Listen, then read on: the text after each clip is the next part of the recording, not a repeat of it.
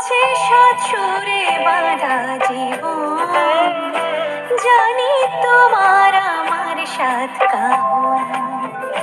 দেখো একলাই মন ভুলে মরণ বাঁচন, ধরে বসলো তোমার দেওয়া গান। আছো ফুল পাখি আর পরাগে জন্মদাগে রাগে অনুরাগে।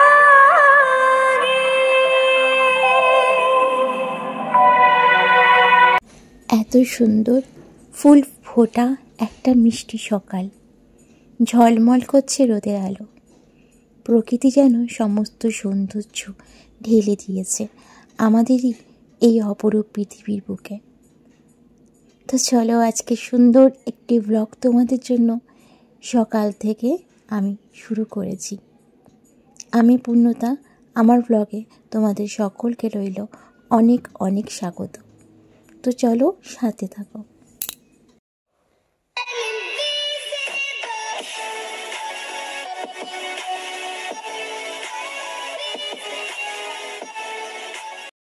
Hello everyone, good morning. তো আজকে প্রকৃতিকে সাক্ষী রেখে আমার সুন্দর সুন্দর গাছপালা, ফুল সব কিছুকে সাক্ষী রেখে আজকে ব্লগটা আমি শুরু করেছি। তো সকালবেলায় তোমাদেরকে সবাইকে জানাই শুভ সকাল, আর সবার যেন সারাটা দিন ভালো কাটুক এবং সারা জীবন ভালো কাটুক, সেটাই ভগবানের কাছে প্রার্থনা করি। তোমাদের জন্য রইল আমার তরফ থেকে অনেক অনেক ভালোবাসা আর অনেক অনেক শুভকামনা সামনে এগিয়ে যাওয়ার জন্য। তো যাই হোক, আজকে একটু দেরি করে ব্লগটা স্টার্ট করেছি। তো ও অফিস চলে গেছে, তো অফিস চলে যাওয়ার পরে ব্লগটা স্টার্ট করলাম, কারণ আজকে না ঘুম থেকে উঠতে অনেকটাই লেট করে ফেলেছি, প্রায় 8টা বেজে গেছিলো।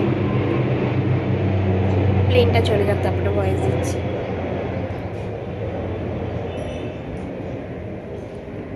তো যেহেতু লেট করে উঠেছি, তো সময়টা হাতে অনেক কম ছিল, তো ভাবলাম এই সময় যদি আমি ব্লগ করি তাহলে মানে ভিডিওটা করি তাহলে অনেক দেরিও হয়ে যাবে। তো সেই জন্য ওই সময়গুলো তো আমি আর ভিডিও করিনি। তো চলে যাওয়ার পর থেকে আমার ভিডিওটা শুরু করলাম। বাসন এখনও মাজা হয়নি, বাইরে রয়েছে, তো ওগুলো মেজে আসি। জামা কাপড়ও কয়েকটা রয়েছে, তবে এখন ধোবো না, সেটা আবার জল আসুক বেলাতে তখন ধোবো, কারণ জলটা তো বেশি লাগবে, তাই না? যার জন্য যেটুকুনি জল আছে ওটা দিয়ে আমি এখন বাসন টাসনগুলো ধুয়ে নিই, তারপরে রান্নাবান্নাও করবো। তো আমার আজকে একটু বাজারও করতে হবে, মানে সবজি বাজার নিতে হবে। তো আসুক দেখি, সকালবেলায় অনেকগুলো সবজিওয়ালা গেছে কিন্তু নিতে পারিনি, আমার তাড়াহুড়োর মধ্যে নেওয়া সম্ভব না। তো সেই জন্য ভাবলাম যে ঠিক আছে, ও বেরিয়ে যাক, এদিকে ঘরের কাজকর্মগুলো সেরে নিই, তারপরে সবজি আসলে একটু সবজি নেব আর দেখি কি রান্না করি আজকে। তো চলো, সারাদিন ব্লগটা স্টার্ট করেছি, সারাদিন সাথে থাকো আমার তোমরা।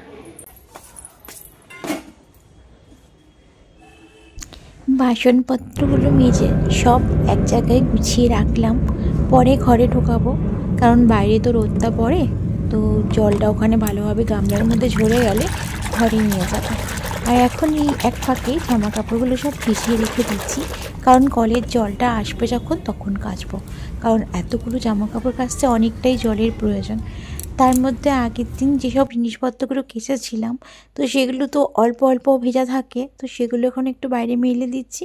আর এই পাপোশগুলোও না আগের দিন সব ধুয়ে দিয়েছিলাম, তো ভেজা ছিল সবটাই, তো ওগুলো এখন এই রোদের মধ্যে সব দিয়ে দিচ্ছি। ঠান্ডা পড়ার সাথে সাথেই না রোদের তেজটা এখন আস্তে আস্তে অনেক কমে গেছে। মানে বলতে পারো যে এই যে রোদ্দুরটা পড়ছে সেটা কিন্তু বেশ গায়ে ভালো লাগে, মানে যখন গায়ের উপর রোদটা লাগে তখন বেশ ভালো লাগে, কিন্তু কিছু শুকোতে চায় না, বিশেষ করে এই নিচে কিছু দিলে শুকোতে চায় না। তো যাই হোক, এক ফাঁকে দেখলাম এক সবজি দাদা পাশ দিয়ে, মানে রাস্তার পাশ দিয়ে চলে যাচ্ছিলো, তাকে ডাকলাম। তো ডেকে আমি কিছু সবজি ওখান থেকে নিয়ে নিয়েছি, বিশেষ করে আলু তো নিতেই হবে, আলু একদমই নেই। আর সকালবেলায় যখন আমি ঘুম থেকে উঠি, কাজকর্ম করি, তখন অনেক সবজি দাদারা যায়, কিন্তু আমি না ডাকতে পারি না।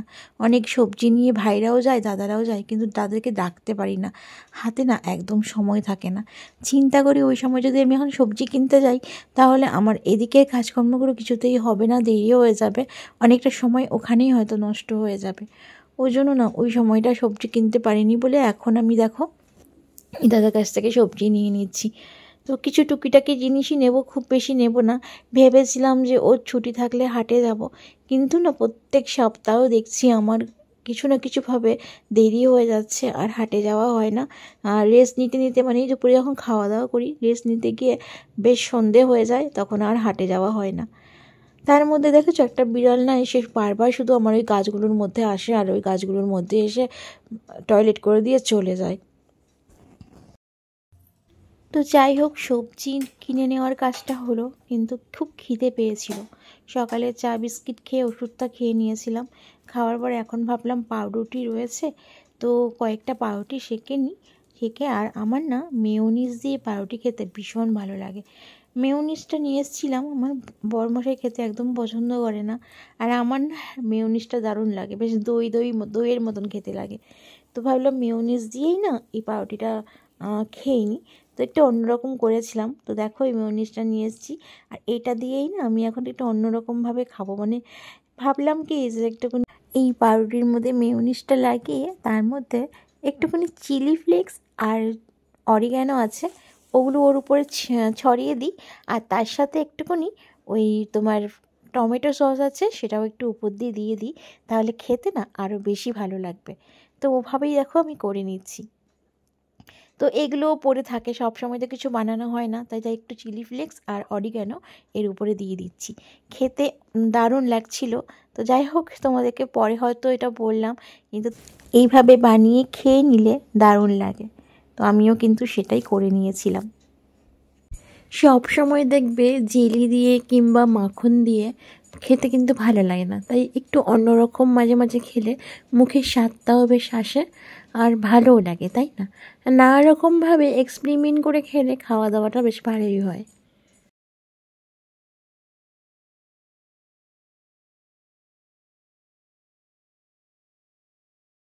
তো ফাইনাল লুকটা তোমাদের একটুখানি শেয়ার করলাম, যেহেতু আমি করেছি তাই শেয়ারটা করা আমার অবশ্যই দরকার, তো শেয়ার করলাম। তো এবার খাওয়া দাওয়ার পাট চুকিয়ে চলে আসলাম ঘরের মধ্যে, কারণ এই ঘরের ভেতরে কাজগুলো রয়েছে। সকালে বাসি বিছানা তো পরিষ্কার অবশ্যই করে নিয়েছিলাম, কিন্তু এই যে আমার একটা অভ্যাস আবার আবার একটা ফাইনাল টাচ দেওয়া, তাই আবার ভালো করে বিছানাপত্র ঝেড়ে নিয়ে ঘরটা আবার ভালোভাবে একটু ডাস্টিং করতে হবে, করে তারপরে ঘর মোছার কাজ এগুলো সব করব। কিন্তু আজকে হঠাৎ ভাবলাম কি, এই যে পিস লিলি যে আমার গাছটা নিয়েছি না, ঘরের মধ্যেই রেখেছি, যেহেতু এটা ইনডোর প্ল্যান্ট, বেশি রোদ খাওয়ানো যাবে না, যেহেতু আমার তো ব্যালকনি নেই, ব্যালকনির মধ্যে রাখা যাবে না, অথচ আমার ভীষণই প্রিয় এই গাছগুলো, মানে এতটা আমার শখ এগুলোকে রাখার, তাই আমি ঘরের ভেতরেই রাখি। ওই সপ্তাহে হয়তো 1 দিন কিংবা 2 দিন ওদেরকে বাইরে বার করি, তাও একদম হালকা আলোর মধ্যে। তো ওই জলটাও দিই অল্প অল্প করে। তো আজকে ভাবলাম কি, এই পাতাগুলোকে ভালো করে একটু একটা ন্যাকড়া ভিজিয়ে, মানে একটা শুকনো কাপড় নিয়ে তারপর ওটাকে ভালো করে ভিজিয়ে নিয়ে এই পাতাগুলোকে না ভালোভাবে মুছে দিচ্ছিলাম, কারণ পাতাগুলো না পুরো সাদা সাদা হয়ে গেছিলো। আসলে আমরা তো জানি পাতাই হচ্ছে গাছের রান্নাঘর, তো পাতা যদি পরিষ্কার না রাখি না, তাহলে গাছ কী করে নিজেদের খাবার তৈরি করবে?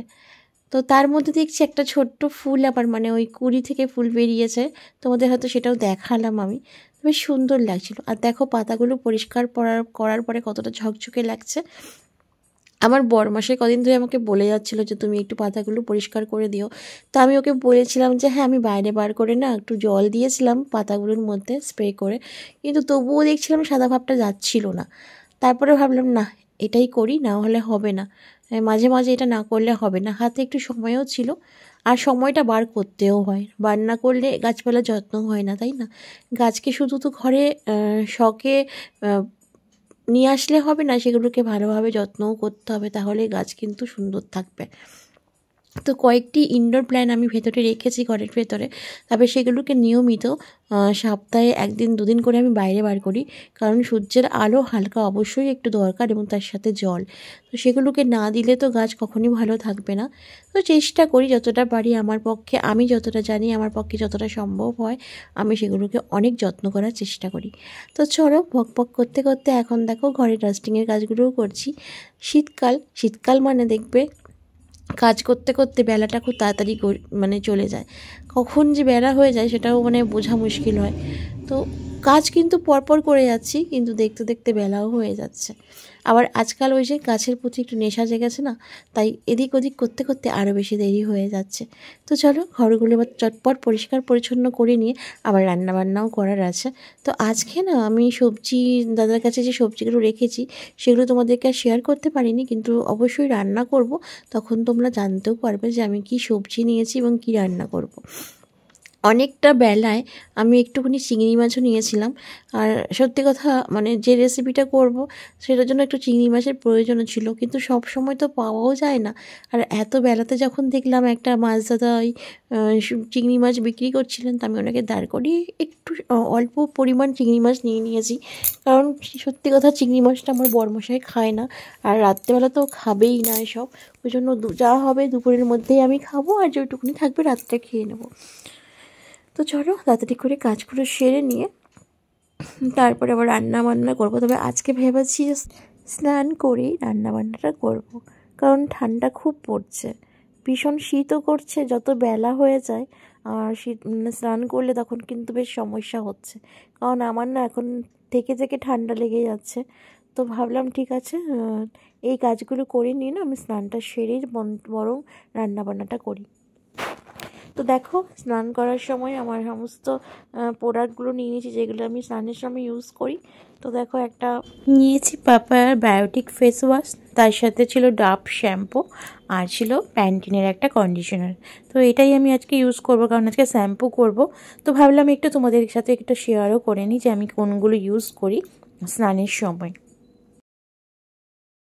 তো দেখো আজকে কতগুলো ফুল হয়েছে, যদিও এর মধ্যে কিছু কেনা ফুলও আছে, যেমন এই তোমার গাঁদাগুলো কেনা, আর এই দেখো এইগুলো হচ্ছে জবাগুলো হচ্ছে আমার বাগানের গাছে, আর এই যে এটা হচ্ছে পাশের বাড়ির গাছে।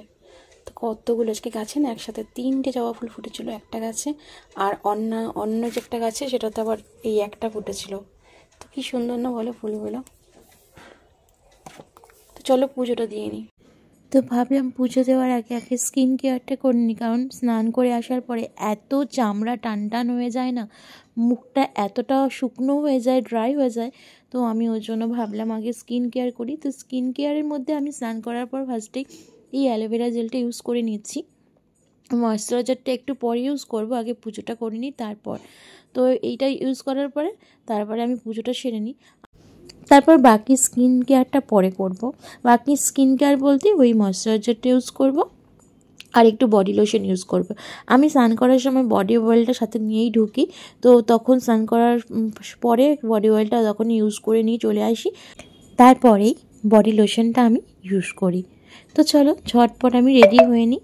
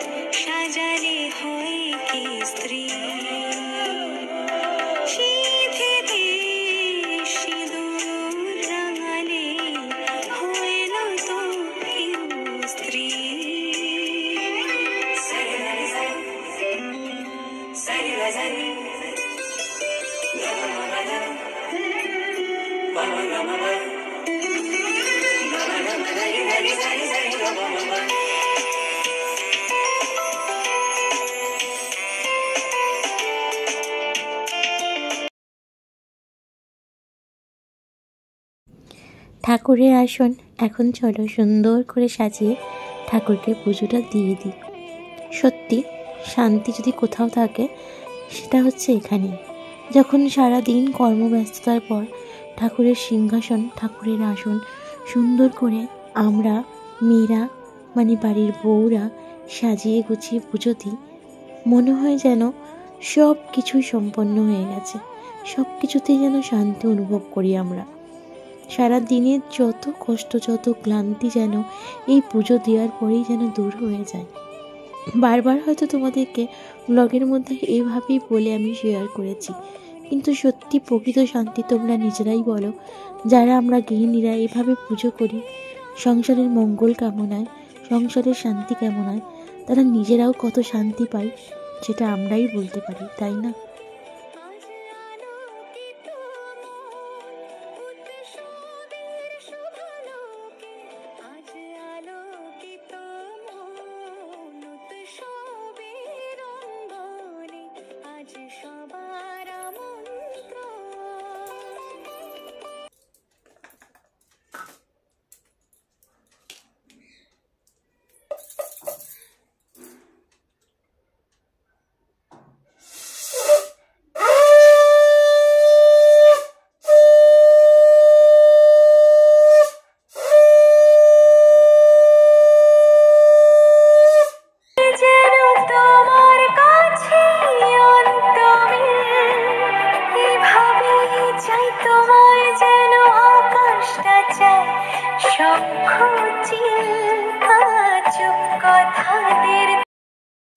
তো চলো এখন রান্না বান্না শুরু করি।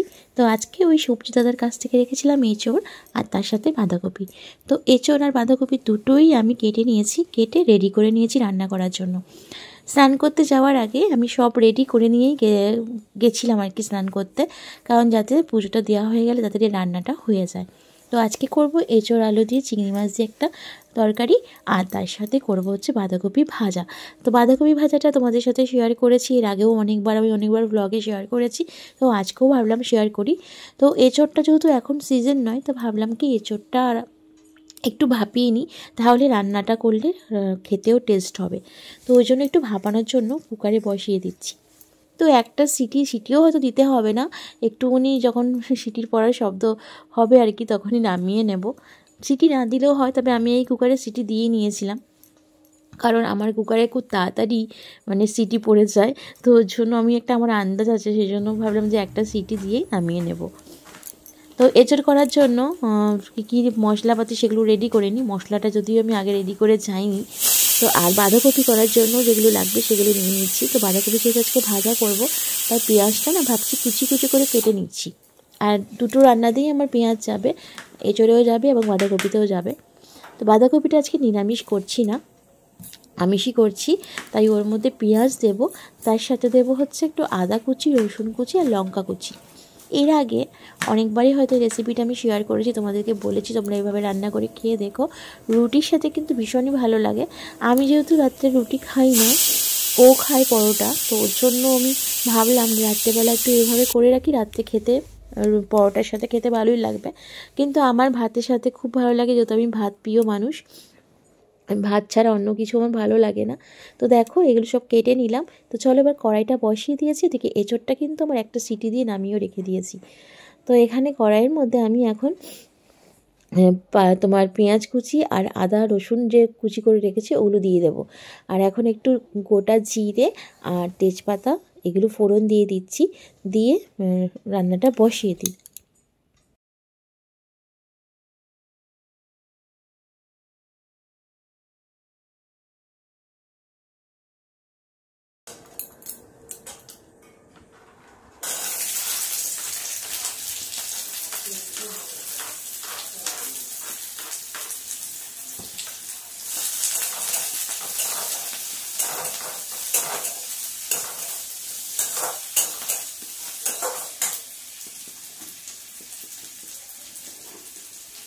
পেঁয়াজ আদা রসুন যখন ভাজা হয় না, একটা খুব সুন্দর গন্ধ বেরোয়, তো সেটাই বেরোচ্ছে। সমস্ত ফোড়নগুলো দেওয়ার পরে তেলে, তারপরে ওর মধ্যে বাঁধাকপিটাও ছেড়ে দিয়েছিলাম, আর ওর মধ্যে নুন আমি অ্যাড করে দিলাম। নুনটা দিলে কি হয়, বাঁধাকপিটা তাড়াতাড়ি মজে যায়, একটু তাড়াতাড়ি সেদ্ধটা হয়ে যায়। আর তারপরে ওর মধ্যে হলুদ, মিষ্টি, এগুলো মিষ্টিটা অবশ্য যে যেরকম খাও সেরকম স্বাদ মতো দিও। অনেকে মিষ্টি খেতে পছন্দ করে না, তবে এই রান্নাতে একটু মিষ্টি দিলে খেতে ভালো লাগে, আর বিশেষ করে বাঁধাকপিতে তো মিষ্টি দিলে খেতে ভালোই লাগে। আর তার সাথে ভাবলাম কি কটা ফুলকপির টুকরো রেখেছিলাম, ভাবলাম ফুলকপির বড়া করব। তো ওই জন্য বেসনটা ফেটিয়ে রেখে দিলাম, সেটাও তোমরা হয়তো দেখতে পেয়েছো। তো দেখো আমার বাঁধাকপি কিন্তু পুরো রেডি। আর বাঁধাকপিটা এত ভালো ছিল, বেশিক্ষণ সময়ই লাগলো না করতে। আর এইভাবে তোমরা বাঁধাকপি ভাজা করে খেও, বাঁধাকপি তরকারি তো করোই আলু দিয়ে, জিরে আদা বাটা দিয়ে নিরামিষ, কিন্তু এভাবে করে দেখো পেঁয়াজ আদা রসুন ওরকম কুচি করে এরকম যেরকম আমি করলাম করে খেয়ে দেখো, দারুণ খেতে লাগে, গন্ধটাও খুব সুন্দর হয়। আর এখন এই যে দেখো ওই কটা ফুলকপির টুকরো আমি বেসনটাকে ফেটিয়ে রেখেছিলাম ওর মধ্যে দিয়ে দিচ্ছি। এটা না আমি ঠিক ভালো করতে পারি না, তবু চেষ্টা করেছি। আর আমার না খুব খেতে ইচ্ছে করছিলো একটু গরম গরম ভাতের সাথে, তো ভাবলাম ভেজে নিই এভাবে। তো ওই জন্য কড়াইয়ে তেল দিয়ে এইভাবে আমি ভেজে নিচ্ছি। মা আবার এই ফুলকপির পকোড়াগুলো খুব সুন্দর করে, আমার ঠিক হয় না, তবে চেষ্টা করি। তো যা পারি সেটাই তোমাদের সাথে শেয়ার করছি। দেখবে আমরা তো সবাই সব কাজে নিপুণা হই না, কিন্তু আমরা চেষ্টা করি। চেষ্টা করতে তো কোনো অসুবিধে নেই, তাই না? তো চেষ্টা করতে করতেই হয়তো একদিন ভালোভাবে শিখেই যাব। তো ওই জন্য চেষ্টা থেকে কখনো সরে যাওয়া উচিত না, চেষ্টা চালিয়ে যাও, একদিন ঠিক তুমি ঠিক তোমার কাজের সফলতা পাবে। এটাই কিন্তু নিয়ম, কারণ আমরা যদি কষ্ট করি কষ্টের ফল অবশ্যই পাওয়া যায়। সৎ পথে থাকলে ভগবান তার সাথে সব সময় থাকে। তো যাই হোক, দেখো এখানে আমি যে 100 গ্রাম চিংড়ি মাছ রেখেছিলাম সেটা ভেজে নিয়েছি। এদিকে আমার ফুলকপির পকোড়াও রেডি। দারুণ দেখতে হয়েছে তাই না? খুব ভালো রাঁধতে পারি তো তাই আমি একটু হেসে হেসেই বলছি, তোমরা কিছু মনে করো না, আসলে ভালো করতে পারিনি তার জন্যই কিন্তু হাসলাম। তো যাই হোক, এই দেখো এঁচোড়ের যে রান্নাটা করছি সেটা বসিয়ে দিয়েছি। মশলাটা ভালো করে কষিয়ে এর মধ্যে এঁচোড় আর চিংড়ি মাছ সবই দিয়ে দিয়েছি। তো বেশ সুন্দর হয়েছে। তবে এই রেসিপিটা তোমাদের সাথে খুব ভালো করে শেয়ার করলাম না, এইটার কি শেয়ার করবো, এটা তোমরা সবাই করতে পারো জানি। তো ওই জন্য আজকে একটু এভাবে রান্না করলাম। ভালো লাগে খেতে মাঝে মাঝে চিংড়ি মাছ দিয়ে, কিন্তু দুঃখের বিষয় আমার বরমশাই এটা এতটুকু খেয়ে টেস্ট করে দেখেনি, কারণ চিংড়ি মাছ দিয়েছিলাম বলে। রাত্রে যখন ও মানে খেয়েছিল আর কি, তোমাদেরকে তো পরে আমি ভয়েস দিচ্ছি, রাত্রে যখন ও খেয়েছিল ওটা আর ওই চিংড়ি মানে সবই খেয়েছে কিন্তু ওটা আর খায়নি, বললো যেহেতু চিংড়ি মাছ দেওয়া আছে তাই খাবে না। তা এখন দেখো চলে আসলাম ছাদে জামা কাপড়গুলো তুলতে, আর তার সাথে দেখো সূর্য অস্ত যাচ্ছে, দেখতে কি সুন্দর লাগে। আমার এত ভালো লাগে না এরকম দৃশ্য দেখতে। আর তার সাথে ভাবলাম গাছে জলও দিয়ে দিই। আর বেলা তো তাড়াতাড়ি গড়িয়ে গেছে, মানে আগে গরমকালে কিন্তু এরকম থাকে না, গরমকালে পুরো রোদ থাকে, এই সময় তো জল দেওয়াই যায় না গাছে, কিন্তু এখন একদমই ছায়া হয়ে গেছে। তো ভাবলাম যখন ছাদে এসেছি জামা কাপড়গুলো তুলতে, গাছে জল দিয়ে তারপরে নিচে যাই। তো চলো গাছে জল টলগুলো দিয়ে নিই, দিয়ে খাওয়া দাওয়া করেই আমি এসেছি। তখন বিকেল 4টে বাজতে যায়। তো ভাবলাম যে ঠিক আছে, বেলা তো অনেক হয়েই গেল, বিকেল তো হয়েই গেল, তো গাছে জল দিয়ে তারপরে নিচে নেমে যাই, তারপরে গিয়ে একটু বিশ্রামও নেব। শীতকালে এত সুন্দর সুন্দর ফুল ফোটে, বলো কার ভালো না লাগে? আমি জানি সবাই ফুল প্রেমী, গাছ প্রেমী, আমিও তার সাথে একজন, এবং তার সাথে আবার আমার বরমশাইও অবশ্যই যুক্ত আছে। তো দেখো কত সুন্দর সুন্দর ছাদের মধ্যে ফুলগুলো ফুটেছে। কমেন্ট করে অবশ্যই কিন্তু তোমরা জানিও কেমন লাগছে আমার এই ছাদ বাগানের ফুলগুলোকে।